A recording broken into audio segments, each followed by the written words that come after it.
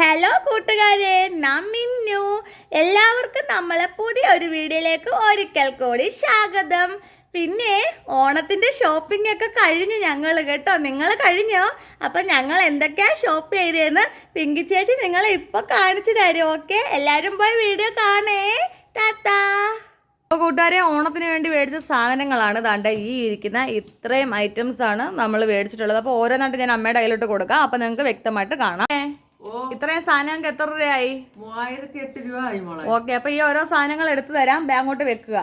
ശരി. അപ്പൊ നമുക്ക് ആദ്യം അമ്മയുടെ കയ്യിലേക്ക് അരി എടുത്ത് കൊടുക്കാം. എന്നാ അമ്മ അരി വെച്ചോളൂ. അരി ഇത്രയും ഞങ്ങൾക്ക് മതി. കാരണം നമ്മൾ ഇവിടെ കൂടുതൽ ഉപയോഗിക്കുന്നത് റോസ് അരിയാണ് കേട്ടോ. തവിടരിയാണ് നമ്മൾ യൂസ് ചെയ്യാറ്. അപ്പൊ പിന്നെ നമുക്ക് വെള്ളയരി ഓണത്തിന്റെ ആവശ്യത്തിന് വേണ്ടി മാത്രം മതി. പാൽപ്പൊടിയാണ് കേട്ടോ, പാൽപ്പൊടി കൊടുത്തിട്ടുണ്ട്. അതുപോലെ തന്നെ കണ്ട നമ്മളെ ഹാൻഡ് വാഷ് അത് കൊടുത്തിട്ടുണ്ട്. സാമ്പാർ പരിപ്പ് ഉഴുന്ന് കൊടുക്കുവാണ്. വൻപയർ, യൂണിറ്റ് ടെസ്റ്റിൻ്റെ തന്നെ ചെമ്പൻ പുട്ടുപൊടി. അടുത്തത് പപ്പടം 2 എണ്ണം.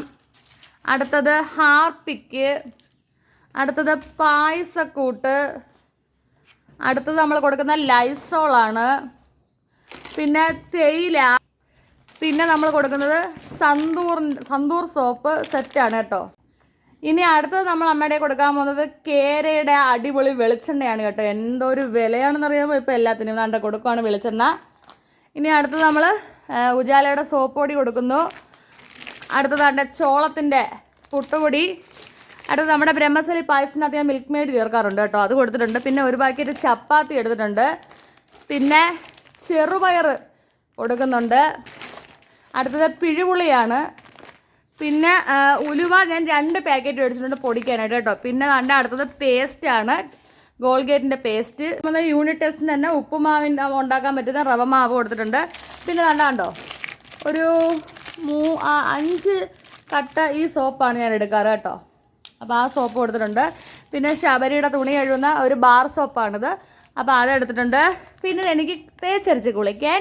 പിന്നെ അതെ ഒരു കുഞ്ഞു പാക്കറ്റ് കടു, കാരണം ഓൾറെഡി കടു കൂടി ഇരിപ്പുണ്ട്. ഉപ്പ് ഒരു പാക്കറ്റ് നമ്മൾ എടുത്തു, ഉപ്പുണ്ടായിരുന്നു. പിന്നെ വീണ്ടും ഒരു പായസക്കൂട്ട്. ലാസ്റ്റ് താണ്ടേ കായം.